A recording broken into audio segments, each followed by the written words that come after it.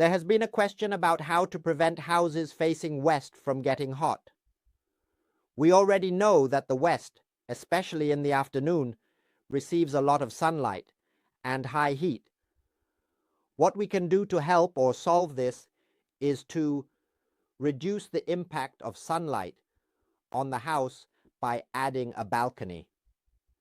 The recommendation is to adjust the design by creating a front balcony that extends out enough to provide shade for the house.